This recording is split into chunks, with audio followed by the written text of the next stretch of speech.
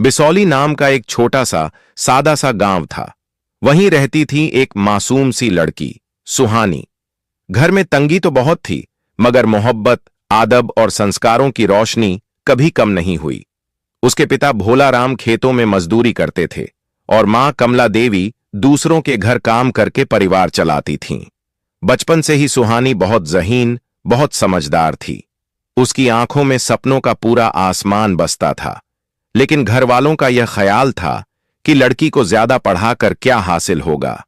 इसी सोच में जब सुहानी सिर्फ 15 साल की थी, उसका रिश्ता एक दूर के रिश्तेदार के बेटे जगदीश से कर दिया गया। शादी तो हो गई, लेकिन उम्र कम होने की वजह से सुहानी मायके में ही रही। उसे कहा गया कि 18 साल की होते ही तुम्हें ससुराल भेज देंगे। यह सुनकर उसके दिल के सारे सपने जैसे बिखर गए। वह स्कूल जाती, अच्छे नंबर लाती, मगर दिल में एक अजीब सा डर बस जाता कि 18 साल के बाद उसकी दुनिया बदल जाएगी और शायद उसकी पढ़ाई भी वहीं खत्म हो जाएगी। सुहानी दिलो-जान से पढ़ाई से मोहब्बत करती थी। उसका ख्वाब था कि एक दिन वह बड़ी अफसर बने, पुलिस की वर्दी पहने, गाड़ी पर डीएसपी लिखा हो और लोग उसे सलाम करें। समय गुजरता गया। शादी हुई थी, लेकिन जगदीश से कोई गहरा रिश्ता नहीं बन पाया था। फिर भी 17 साल की उम्र में उसने हिम्मत करके पहली बार उससे कहा, क्या मैं आगे पढ़ सकती हूं? पढ़ाई मेरी जान है, मैं कुछ बनना चाहती हूं। जगदीश ने उस वक्त बस यूं ही हामी भर दी, सोचकर कि अब भी मना करेंगे तो लोग बातें बनाएंगे। सुहानी को लगा शायद अब उसकी जिंदगी में कोई नई सुबह आएगी। लेकिन जैसे ही वह 18 साल की हुई, उसे ससुराल भेज दिया गया। ससुराल बड़ा घर था, बड़ा खानदान था और उससे भी बड़ी थीं जिम्मेदारियां। सुबह आंख खुलते ही काम का ऐसा ढेर सामने होता कि सुहानी खुद के बारे में सोच भी नहीं पाती थी। सास सख्त मिजाज की थीं, घर में अनुशासन चाहिए। ससुर पुराने ख्यालात वाले, बहू घर संभाले, यही काफी है। जगदीश एक सरकारी स्कूल में चपरासी था। शादी से पहले उसने वादा किया था कि वह सुहानी को पढ़ने देगा, मगर ससुराल का माहौल आते ही यह बात धुंधली पड़ने लगी। कुछ महीने गुजरे, सुहानी ने हिम्मत जुटाई और फिर कहा, मैं पढ़ाई जारी रखना चाहती हूं, क्या मैं आगे पढ़ सकती हूं? जगदीश ने चौंक कर देखा, अब कैसी पढ़ाई, घर का काम देखो, हमारे घर में कोई लड़की इतना नहीं पढ़ती, तुम्हें भी नहीं पढ़ना है? उसकी यह बात सुहानी के दिल पर जैसे भारी चोट बनकर बैठ गई। लेकिन उसने उम्मीद नहीं छोड़ी। वह सोचती रही, शायद एक दिन जगदीश समझ जाएगा। मगर वक्त के साथ जगदीश का स्वभाव और भी कड़क होता गया। छोटी छोटी बातों पर नाराज हो जाना, ऊंची आवाज में बोलना, सब आम हो गया। एक रात बहुत हिम्मत करके सुहानी ने फिर कहा, जगदीश, मैं बस थोड़ी सी पढ़ाई करना चाहती हूं, घर का काम भी करूंगी, पढ़ाई भी, बस इजाजत दे दो। जगदीश ने बात सुनते ही आंखें तरेरीं और तुनक कर बोला, तुम्हें कितनी दफा समझाना पड़ेगा? मैंने कह दिया ना, आगे पढ़ाई की कोई जरूरत नहीं, दोबारा ये बात जुबान पर मत लाना। धीरे धीरे यही गुस्सा रोज का मामला बन गया। छोटी सी बात भी बहस में बदल जाती और बहस झगड़े में। सुहानी की हालत देखकर कभी कभार सास ससुर भी बीच में बोलते, मगर उनकी सोच भी वही पुरानी थी। लड़की का काम तो घर संभालना ही है। अब सुहानी के चेहरे की चमक कम होने लगी थी। पहले जैसा जोश नहीं बचा था, मगर दिल के किसी कोने में उसका सपना अभी भी जिंदा था, टिमटिमाती हुई लौ की तरह। वह चुप रहती, पर अंदर से टूटती जा रही थी। उसे लगता मानो उसकी जिंदगी धीरे धीरे उसकी मुट्ठी से फिसल रही हो। एक दिन बड़ी बहस के बाद जगदीश ने पहली बार उस पर हाथ उठा दिया। सुहानी के दिल में जैसे हजारों शीशे टूट गए। यही वो शख्स था जिसने कभी वादा किया था कि वो उसे आगे बढ़ने देगा, और आज वही उसके रास्ते की सबसे बड़ी दीवार बन गया था। दिन बीतते गए और हालात और बदतर होते गए। जगदीश रोज खेत से लौटकर किसी भी छोटी बात पर चिल्ला उठता। गुस्सा अब उसका स्वभाव बन गया था। सुहानी हर बार चुप रहती, क्योंकि उसे महसूस होने लगा था कि हर झगड़ा उसके सपनों से एक कदम और दूर कर देता है। रातों को उसका दिल चुपचाप रोता। दिन में वह मुस्कुराने की कोशिश करती, मगर अंदर ही अंदर घुटती जा रही थी। कई बार उसने सोचा, अगर मैं इस गांव से बाहर जाकर पढ़ सकूं, तो शायद जिंदगी बदल सकती है। उस रात भी जगदीश का गुस्सा हद से बढ़ गया था। अपमान की आग में तड़पती हुई सुहानी अपने कमरे में अकेले बैठी थी। खिड़की से आती हल्की चांदनी कमरे में फैल रही थी। सब कोई सो चुका था, लेकिन उसकी आंखों से नींद बहुत दूर थी। उस पल एक चीज पहले से ज्यादा मजबूत हो चुकी थी, उसका इरादा। सुहानी ने मन ही मन फैसला कर लिया, अगर मैं यहीं रही तो मेरी जिंदगी इसी तकलीफ में खत्म हो जाएगी। न सपने बचेंगे, न मेरी इज्जत। मुझे यहां से जाना ही होगा। उसने कांपते हाथों से एक छोटा कागज और पेन उठाया। दिल धड़क रहा था, मगर उसने लिखना शुरू किया। जगदीश, जब मैं सिर्फ 15 साल की थी, तब हमारी शादी हुई थी। मैंने कभी तुम्हें अपना दुश्मन नहीं समझा। मुझे उम्मीद थी कि तुम मेरा साथ दोगे, लेकिन तुमने मेरी हिम्मत तोड़ दी। मैं तुम्हें छोड़कर जा रही हूं, क्योंकि मेरे सपने अब भी जिंदा हैं। मैं एक दिन अफसर बनकर वापस आऊंगी। नोट लिखकर उसने उसे तकिए के पास रख दिया। फिर धीरे धीरे कमरे से बाहर निकली। सास, ससुर और जगदीश तीनों गहरी नींद में थे। रात की हवा में डर भी था और आजादी की खुशबू भी। सुहानी ने अपनी कुछ जरूरी चीजें एक छोटे थैले में रखीं और घर के बाहर कदम रख दिया। गांव की गलियां अंधेरे में डूबी थीं। दूर कहीं कुत्तों के भौंकने की आवाज आ रही थी। वह तेज कदमों से चलने लगी। डर था, लेकिन उसके सपने उससे भी बड़े थे। स्टेशन गांव से 5 किलोमीटर दूर था। कोई सवारी नहीं, बस उसके पैर और उसका इरादा। रास्ते में कई बार लगा कि कोई देख न ले, मगर वह रुकी नहीं। उसके दिल में बस एक ही आवाज गूंज रही थी, मुझे अफसर बनना है, मुझे अपनी जिंदगी बदलनी है। करीब 1 घंटे बाद वह स्टेशन पहुंची। पैसे बहुत कम थे, फिर भी उसने दिल्ली का टिकट लिया, क्योंकि उसे पता था बड़े सपनों के लिए बड़ी जगह चाहिए। सुबह होने से पहले ट्रेन आई। धड़कते दिल के साथ वह उसमें चढ़ गई। खिड़की के पास बैठकर उसने बाहर झांका। अंधेरा धीरे धीरे पीछे हट रहा था और सुबह की हल्की सी रोशनी क्षितिज पर उभरने लगी थी। सूरज की पहली किरण जैसे उसके दिल से कह रही हो, तेरी जिंदगी भी अब रोशन होने वाली है। दिल्ली पहुंचने में कई घंटे लग गए। वह इस बड़े शहर में बिल्कुल अकेली थी, मगर हिम्मत उसके कदमों के साथ चल रही थी। पेट में भूख थी, बदन में दर्द था। शहर पहुंचते ही वो रहने की जगह तलाश रही थी। कई मकानों में पूछताछ की, पर किराया इतना ज्यादा था कि उसके पास उम्मीद से ज्यादा कुछ नहीं था। यही उसका नया आसरा था, यही उसकी नई जिंदगी का पहला पन्ना। सुबह 4 घरों में काम, दोपहर में पुरानी किताबों को खोलकर पढ़ाई, शाम को फिर काम और रात को कम नींद, ज्यादा मेहनत। कई बार थकान से शरीर टूटने लगता, लेकिन उसकी आंखों में एक ही सपना चमकता था, अफसर बनना। उसे मालूम था कि यूपीएससी का रास्ता आसान नहीं, मगर आसान रास्ता उसे चाहिए भी नहीं था। धीरे धीरे उसने पढ़ाई पकड़नी शुरू की। कुछ नए दोस्त मिले, कुछ हिम्मत देने वाले लोग मिले। एक दिन उसने कांपते हाथों से यूपीएससी का पहला फॉर्म भरा। दिल्ली की जिंदगी बेहद मुश्किल थी। सुबह 4 बजे उठकर काम शुरू, झाड़ू पोछा, बर्तन, बुजुर्गों की सेवा, सब कुछ वक्त पर। इन कामों से जो 10,000 रुपए आते थे, उसी से खाना और पढ़ाई सब चलता था। शाम तक उसका शरीर थककर चूर हो जाता, लेकिन जैसे ही वह अपने छोटे से कमरे में कदम रखती, उसी वक्त अंदर एक नई ऊर्जा बहने लगती। एक कमरा, एक बल्ब, एक कुर्सी और पुरानी मेज, बस इन्हीं चीजों के सहारे वह देर रात तक पढ़ती रहती। कोचिंग के पैसे नहीं थे तो उसने पुरानी किताबें खरीदी। लाइब्रेरी में बैठकर दिन भर पढ़ाई करती। कई बार भूख सताती, वह बस पानी पीकर खुद को संभाल लेती। कई बार नींद आंखें बंद कर देती, वह चेहरा धोकर फिर बैठ जाती। धीरे धीरे उसे समझ आया, यूपीएससी सिर्फ किताबों की परीक्षा नहीं, यह सब्र, मेहनत और हिम्मत की भी परीक्षा है। पहली बार उसने परीक्षा दी। एग्जाम सेंटर में वह बहुत घबराई हुई थी। हॉल में बैठे लड़के लड़कियां सब पढ़े लिखे, आत्मविश्वास से भरे हुए। एक पल को उसके दिल में आया, क्या मैं इन सबके सामने टिक पाऊंगी? मगर अगले ही पल उसने खुद से कहा, जिसने इतना सफर अकेले तय किया है, वह ये पेपर भी दे सकती है। उसने पूरे दिल से परीक्षा दी, लेकिन जब रिजल्ट आया, वह प्रीलिम्स में रह गई। उसका नाम सूची में नहीं था। उसकी उंगलियां कांपने लगीं, पैर जैसे सुन्न हो गए।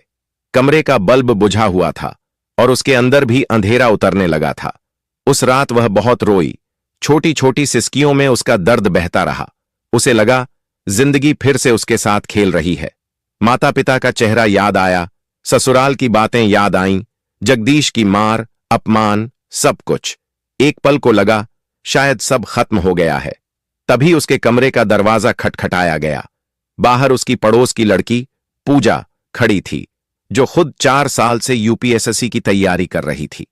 उसने सुहानी की हालत देखी और धीरे से कहा, सुहानी, हार मत मानो। पहली कोशिश में चयन होना बहुत मुश्किल होता है। तुमने 1 साल में जितना किया है उतना कोई आसान रास्ता चुनने वाला नहीं कर पाता। तुम्हारी मेहनत कहीं खो नहीं रही, बस एक बार और कोशिश करो। पूजा की बात उसके दिल में एक चिंगारी की तरह उतर गई। पूजा ये कहकर चली गई। सुहानी ने आंसू पोंछे और खुद से बोली, मैंने अपनी जिंदगी बदली है, तो भला एक इम्तिहान मेरी जीत कैसे छीन सकता है। अगले ही दिन वह फिर लाइब्रेरी पहुंची, फिर वही पुरानी किताबें, फिर वही मेहनत का सफर, मगर इस बार पहले से ज्यादा जुनून के साथ। सुबह घरों का काम, दोपहर में पढ़ाई, शाम फिर काम और रात भर पढ़ाई। यह दिनचर्या फिर शुरू हो गई। कभी कभी शरीर जवाब देने लगता, कभी दिमाग बोझ से भर जाता, लेकिन कमरे की दीवार पर चिपका वह एक कागज उसे हमेशा संभाल लेता। एक दिन मैं डीएसपी बनूंगी। वह रोज उसे देखती और अपनी रूह में नई ताकत महसूस करती। दूसरी बार परीक्षा का समय आया। इस बार सुहानी ने अपनी पूरी जान लगा दी। दिल कहीं गहराई में कह रहा था, किस्मत ने मुझे 1 साल रोका है, लेकिन हमेशा नहीं रोक सकती। एग्जाम हुआ और इंतजार शुरू हुआ। दिन बीतते गए। रिजल्ट वाले दिन उसकी सांसें तेज हो गईं। वह कंप्यूटर स्क्रीन पर अपनी रोल नंबर की खोज में ऊपर नीचे पेज कर रही थी। हर बार पेज स्क्रॉल करती, पर नाम नजर नहीं आता। एक पल उसने हल्की सी आंखें बंद कीं और फिर दोबारा देखा। इस बार उसका नाम सूची में था। पहले तो यकीन ही नहीं हुआ। उसने पूजा को बुलाया, देखो मेरा नाम है क्या। पूजा ने स्क्रीन देखी और खुशी से उछल पड़ी, सुहानी, तुम पास हो गई, तुमने कर दिखाया।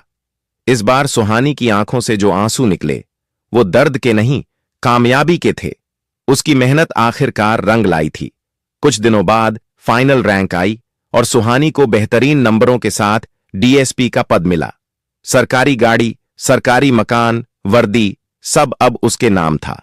जब उसने पहली बार अपनी पुलिस की वर्दी पहनी, आईने के सामने खड़ी होकर देर तक खुद को देखती रही। वर्दी में उसका चेहरा एक अलग ही रोशनी से चमक रहा था। उसकी आंखों में वह गर्व था जो सिर्फ उन लोगों को मिलता है जो अंधेरों से लड़कर रोशनी तक पहुंचते हैं। उसे अचानक याद आया, वही लड़की जो कभी अंधेरी रात में घर छोड़कर भागी थी, आज लोगों की सुरक्षा की जिम्मेदारी संभालने जा रही थी। उसने आसमान की तरफ देखा और धीरे से कहा, शुक्रिया भगवान, मेरी मेहनत को मंजिल मिल गई। डीएसपी बनने के बाद उसकी जिंदगी पूरी तरह बदल चुकी थी। अब गाड़ी भी थी, वर्दी भी, सम्मान भी और समाज में एक अलग पहचान भी। लोग दूर से सलाम करते, हर जगह उसका मान बढ़ चुका था। लेकिन उसके दिल में एक सवाल हमेशा सन्नाटा बनकर बैठा रहता, जगदीश कहां है, किस हाल में है। जब वह ससुराल गई थी, घर खाली मिला था। दरवाजे पर ताला जड़ा हुआ था। पड़ोसियों ने बस इतना बताया कि जगदीश और उसका परिवार किसी वजह से अचानक गांव छोड़कर चले गए। कहां गए, क्यों गए, किसी को पता नहीं। यह बात सुहानी के दिल में कहीं गहरी धंस गई। उसकी जिंदगी संभल गई थी, लेकिन पति की गुमशुदगी उसके अंदर एक खालीपन छोड़ जाती थी। वह अक्सर सोचती, इतने सालों में उसने मुझे ढूंढने की कोशिश क्यों नहीं की। इसी बीच सरकार की तरफ से एक अहम आदेश आया। मथुरा में होने वाले बड़े धार्मिक कार्यक्रम की सुरक्षा संभालने के लिए उसे भेजा जा रहा था। मथुरा, जहां रोज लाखों श्रद्धालु आते हैं। संकरी गलियां, भीड़ भरे रास्ते, हर तरफ भक्तों का सैलाब। यहां सुरक्षा का काम सिर्फ हिम्मत नहीं, बल्कि तेज दिमाग और जज्बे की भी मांग करता था। पर डीएसपी सुहानी को देखकर हर किसी को यकीन था वह यह जिम्मेदारी बखूबी निभाएगी। मथुरा पहुंचकर उसने पहली बार वहां की गलियों, मंदिरों और घाटों को करीब से देखा। रंग बिरंगे फूल, राधे राधे की गूंज और भक्तों का समुद्र। इस माहौल में एक अजीब सी शांति थी, दिल को छू लेने वाली। लेकिन उसे क्या पता था, यहीं, उसी भीड़, उसी शहर में उसे अपनी जिंदगी की सबसे बड़ी सच्चाई मिलने वाली है। मथुरा की भीड़, मंदिरों का शोर और भक्तों की लहर के बीच डीएसपी सुहानी अपने काम को समझने के लिए खुद मैदान में उतरी थी। वह उन अफसरों में से नहीं थी जो दूर से आदेश दे दें। वह हर मोड़, हर चौराहे, हर मंदिर के बाहर की स्थिति खुद अपनी आंखों से देख रही थी। भीड़ का दबाव, सुरक्षा व्यवस्था, लंबी लंबी लाइनें, वह सबकी बारीकी से जांच कर रही थी। साधु संत भजन गा रहे थे, गरीब लोग भीख मांगकर अपने दिन काट रहे थे। इसी भीड़ में उसकी नजर एक आदमी पर पड़ी। बहुत दुबला पतला, फटे पुराने कपड़े, वह सड़क किनारे बैठकर भीख मांग रहा था। पहले तो सुहानी ने ध्यान नहीं दिया, क्योंकि ऐसे लोग वहां बहुत थे। लेकिन जैसे ही वह उसके पास से गुजरी, वह आदमी कांपते हुए हाथ आगे बढ़ाकर बोला, माता जी, कुछ दान दे दीजिए। उसकी आवाज टूटी हुई, कमजोर और भरी हुई थी। लेकिन सुहानी के कानों में यह आवाज एक अजीब सी चुभन बनकर उतर गई, जैसे यह आवाज उसने कहीं सुनी हो। बहुत गहराई में वह रुकी, धीरे धीरे उसकी तरफ मुड़ी। चेहरा पहचान में नहीं आ रहा था, लेकिन फिर उसकी नजर उस आदमी पर गई। सुहानी का दिल जैसे अचानक रुक गया, उसके कदम ठिठक गए, उसकी सांसों की आवाज तेज हो गई। उसने झुककर आदमी के चेहरे को गौर से देखा। गंदगी, धूल और लंबी दाढ़ी के पीछे वही कमजोर, टूटी हुई आंखें, और उसी पल उसने पहचान लिया, ये कोई और नहीं बल्कि उसका पति जगदीश था। दुनिया जैसे एक पल को थम गई। सुहानी पूरी तरह स्तब्ध खड़ी रह गई। यह वही आदमी था जिसने कभी उसे सपने पूरे करने से रोका था, जिसके गुस्से ने उसकी आत्मा को तोड़ दिया था, जिसके अपमान ने उसे घर छोड़ने पर मजबूर कर दिया था। और आज वही आदमी मथुरा की सड़कों पर भीख मांग रहा था। जगदीश की नजर भी डीएसपी की वर्दी वाली सुहानी पर पड़ी। पहले वह समझ ही नहीं पाया, फिर अचानक उसकी आंखें चौड़ी हो गईं। वह कांपते हुए बोला, सुहानी, ये सच है? उसकी आवाज टूट रही थी। आंखों में शर्म, डर, पछतावा, सब कुछ एक साथ घुला हुआ था। सुहानी अंदर से बिखर गई, लेकिन उसने खुद को संभाल लिया। उसकी टीम को लगा कि यह कोई पागल आदमी है। वे उसे हटाने लगे। सुहानी ने तुरंत कहा, रुको, इन्हें मत छुओ, ये मेरे पति हैं। पुलिसकर्मी दंग रह गए। इतनी बड़ी अफसर के पति को इस हालत में देखकर वे कुछ बोल ही नहीं पाए। सुहानी उसके पास गई और धीमी आवाज में पूछा, ये क्या हाल बना लिया है तुमने? जगदीश की आंखों से आंसू बहने लगे। वह जमीन की तरफ देखते हुए बोला, मेरी गलतियों ने, मेरे गुस्से ने, मेरे अहंकार ने सब कुछ खत्म कर दिया। मैं तुम्हें ढूंढता रहा, पर कभी तुम्हें पा नहीं सका। मैंने सब खो दिया। सुहानी, सब। सुहानी चुप रही। उसके मन में तूफान मचल रहा था। वह आदमी जो कभी उसका दर्द था, आज उसके सामने टूटा हुआ इंसान बनकर बैठा था। उसके कपड़े मैले थे, शरीर कमजोर था, चेहरा पछतावे से भरा हुआ। उसके सामने जगदीश नहीं, एक टूटी हुई रूह बैठी थी। कुछ देर की खामोशी में पुराने घाव भी उभरे, पुराने दर्द भी, लेकिन साथ ही इंसानियत की एक नरम चिंगारी भी जाग उठी। उसने सोचा था, अगर कभी यह आदमी उसके सामने आया तो शायद वह सिर्फ गुस्सा करेगी, लेकिन आज जब उसने उसे इस हालत में देखा तो उसके दिल में गुस्से से ज्यादा दया उमड़ आई। जगदीश ने कांपती आवाज में कहा, सुहानी, तुम्हें देखकर मुझे एहसास हुआ, भगवान ने मुझे मेरी हर गलती का फल दे दिया है। जगदीश की आवाज भर्रा गई। तुम आगे बढ़ गई और मैं यहां सड़क पर गिर गया। इतना कहते ही वह फूट फूट कर रो पड़ा। आंसू उसके चेहरे की गंदगी के साथ मिलकर बह रहे थे। वह अपनी हथेलियों से चेहरा ढककर बोला, जो कुछ तुमने सहा वह सब मेरी वजह से था। मैंने तुम्हें रोका, तुम्हारे सपनों को तोड़ा, हमेशा गलत साबित किया। अगर मैं तुम्हारा साथ देता तो शायद मेरी जिंदगी भी ऐसे बर्बाद न होती। मैंने अपने हाथों से सब नष्ट कर दिया, सब। सुहानी ने गहरी सांस ली। वह उसके पास नीचे बैठ गई ताकि लोग उसे डर या शर्म की नजर से न देखें। धीरे से उसने पूछा, घर पर क्या हुआ था? तुम अचानक कहां गायब हो गए? जगदीश ने चोरी चोरी उसकी तरफ देखा। उसकी आंखें फट चुकी थीं, आवाज थरथरा रही थी। तुम्हारे जाने के कुछ महीनों बाद एक बड़ा हादसा हो गया। मेरे मां बाप दोनों मर गए। मैं बिल्कुल अकेला पड़ गया। वह बोलते बोलते रुक गया, गला जैसे जाम हो गया था। कुछ पल बाद उसने खुद को संभाला। मैं अंदर से टूट चुका था। गुस्सा मेरे स्वभाव का हिस्सा बन गया था। मैं गलत लोगों में पड़ गया, नशे की लत लग गई, घर बिक गया, जमीन चली गई, आखिरी कमाई भी शराब में डुबा दी। आखिर में मेरे पास न घर था, न पैसा, न कोई अपना, बस अकेलापन और बर्बादी थी। सुहानी की आंखें भर आईं। उसने कभी सोचा भी नहीं था कि वह आदमी जिसने कभी उसे दबाया था आज खुद ऐसी जिंदगी जी रहा होगा। दुनिया में बहुत लोग गलतियां करते हैं, लेकिन बहुत कम लोग अपनी गलती स्वीकार करते हैं। सुहानी ने नरम आवाज में कहा, जगदीश, हां, तुमने गलतियां की, लेकिन इंसान गलतियां करता है। अगर तुम सच में बदलना चाहते हो तो जिंदगी तुम्हें एक और मौका जरूर देगी। जगदीश ने कांपती आवाज में पूछा, क्या तुम मुझे इस हालत से निकालने में मदद करोगी? मुझे पता है मैं तुम्हारे लायक नहीं हूं, लेकिन मैं फिर से जीना चाहता हूं। तुम्हें देखकर हिम्मत मिल रही है। सुहानी ने उसके कंधे पर हाथ रखा। मैं तुम्हें अपने घर वापस नहीं बुला रही, ना ही मैं सब कुछ तुरंत भूल सकती हूं, लेकिन मैं तुम्हें उठने में जरूर मदद करूंगी। बदलने का फैसला तुम्हें लेना है, रास्ता मैं दिखाऊंगी। जगदीश फिर रो पड़ा, हाथ जोड़कर बोला, मैं बदल जाऊंगा सुहानी, बस एक बार सहारा दे दो, मैं खुद को साबित कर दूंगा। उस पल मथुरा की हवा जैसे थम गई। दूर मंदिरों में मंगला आरती की घंटियां बज रही थीं। माहौल में एक अजीब सी पवित्रता थी, मानो भगवान खुद इस पल को देख रहे हों। सुहानी ने तुरंत अपनी टीम को आदेश दिए, इन्हें साफ सफाई कराओ, खाना खिलाओ और डॉक्टर को दिखाओ। कुछ ही घंटों में उसका चेहरा धुल गया। लंबी दाढ़ी काट दी गई, बाल ठीक कर दिए गए, कपड़े बदल दिए गए। वह पहले जैसा तो नहीं लगा, लेकिन अब कम से कम एक इंसान की तरह दिखने लगा। सुहानी उसे पास के हॉस्पिटल ले गई, जहां लोग नशे की गिरफ्त से बाहर निकलकर अपनी जिंदगी दोबारा शुरू करते थे। डॉक्टर ने कहा, मैडम, हम इनका पूरा इलाज करेंगे, समय लगेगा, लेकिन यहां इन्हें अच्छा माहौल मिलेगा। जगदीश डरते हुए बोला, तुम मुझे छोड़कर चली तो नहीं जाओगी?